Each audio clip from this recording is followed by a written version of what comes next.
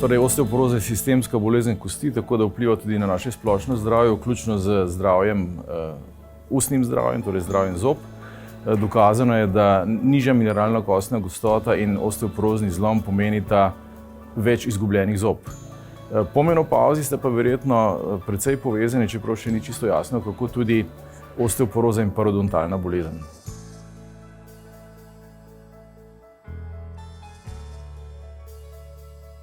Po eni strani lahko vpliva ugodno, zato ker zdravljenje osteoporoze vključuje tudi dodajanje vitamina D, ki je koristen tudi pri parodontalni bolezni. Po drugi strani pa zdravljenje osteoporoze z zelo pogostimi, močnimi antiresorptivnimi zdravili lahko povzroči tudi redke, vendar hude neželene učinke, med katerimi je seveda pravzaprav najbolj razvpita in znana z zdravili povzročena osteonekroza čeljustnice.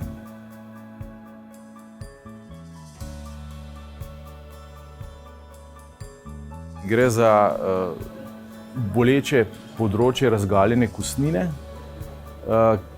ali za fistulo, ki jo je možno sondirati, ki nastane na zgornji ali spodnji čeljustnici in traja vsaj 8 tednov, pri čemer je pogoj, da ne nastane po obsevanju tega predela oziroma po metastaziranju v ta predel.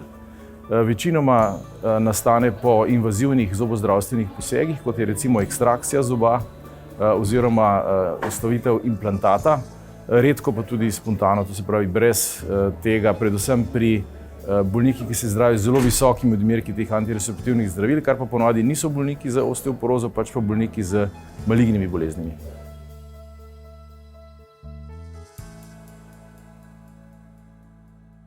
Seveda obstajajo dejavniki tveganja.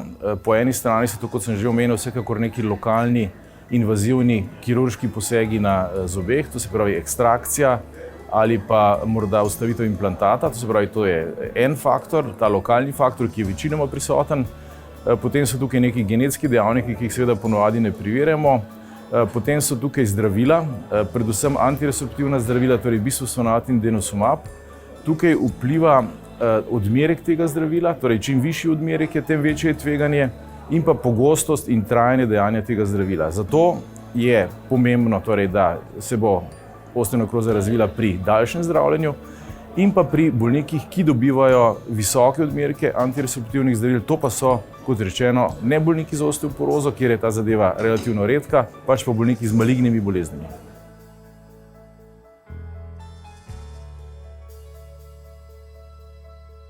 No, zdaj, tak obisk zobozdravnika je absolutno nujen in potrebno je napraviti tudi ortopan tomogram pri bolnikih, ki se bodo s temi zdravili zdravili zaradi maligne bolezni, to se pravi te, ki bodo dobivali v približno 10-krat višjem odmerku antiresorptive kot pa bolniki z osteoporozo. Vsekakor se pa vsem bolnikom, tudi z osteoporozo, ki bodo pričeli s tem zdravljenjem, svetuje in povpraša o njihovem ustnem zdravju. Zakaj je to potrebno? Zato, ker če bi te bolniki potrebovali kakršnekoli invazivne posege, je seveda smiselno to narediti pred začetkom zdravljenja s temi zdravili, kajti osteoporoza ponavadi ni neka urgentno stanje in se predlaga najprej dokončati karkoli invazivnega je potrebno v ustni votlini narediti in potem seveda začeti šele zdravljenje.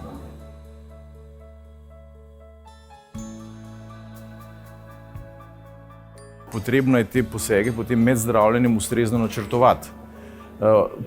Predvsem pri bolnikih, ki imajo visoko tveganje za razvoj osteonekroze, se pravi pri zelo dolgotrajnem zdravljenju, pa recimo prej smo pozabili omeniti tudi še dodatne bolezni, ki vplivajo na večjo pojavnost osteonekroze, kot recimo sladkorna bolezen, potem druga zdravila, kot so glukortikoidi.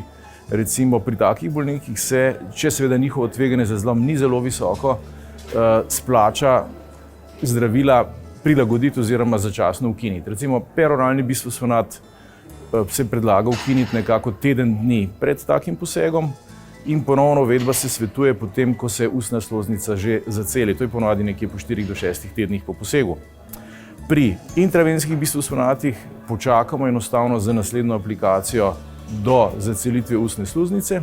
Pri denosumabu pa načrtujemo vse posege nekako, zdravilo se daje za osteoporozo namreč na 6 mesecev v obliki podkožne injekcije, da torej mine od zadnje injekcije nekako 5 mesecev, ko učinek zdravila že popušča in potem ponovno lahko damo zdravilo po zacelitvi, torej nekako po 4 do 6 tednih od tega posega Torej še v okviru varnih 7 mesecev od zadnje injekcije, kajti pomembno je, da zdravljenje z denosumabom ne prekinjamo.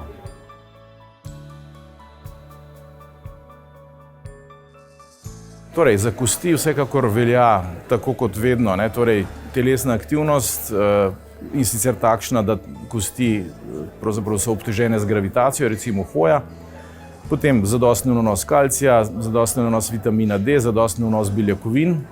Za ustno zdravje pa poleg vsega tega, kar je tudi koristno za ustno zdravje, poleg tega seveda zelo pomembna je redna zobna higiena, to se pravi ščetkanje nekako 3-krat dnevno in pa absolutno tudi uporaba zobne nitke za odstranjevanje ostankov hrane med zobmi.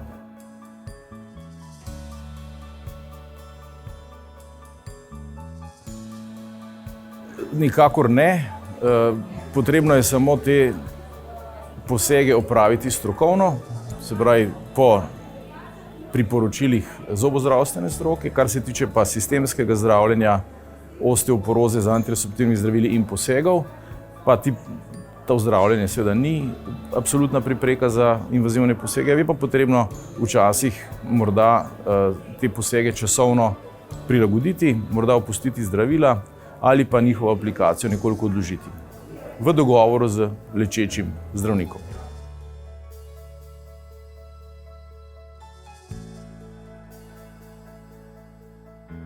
Torej, osteoporoza je klinično enako kot zvečano tveganje za zlom, torej nezdravljena osteoporoza pomeni zvečano tveganje za zlom in tudi več zlomov.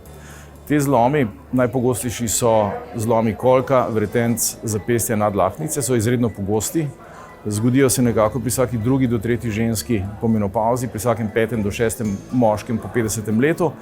In te zlomi močno poslabšajo kvaliteto življenja ljudi, ki utrpijo zlomi v primerjavi z njihovimi vrstniki. Pri najpomembnejših zlomih, kot so zlomi vretenc in predvsem zlomi kolka, pa zlomi negativno vplivajo tudi na preživetje. Dokazano je namreč, da se življenjska doba teh ljudi skrajša, predvsem se pa pogosto, predvsem po zlomu kolka, izgubi njihova samostojnost.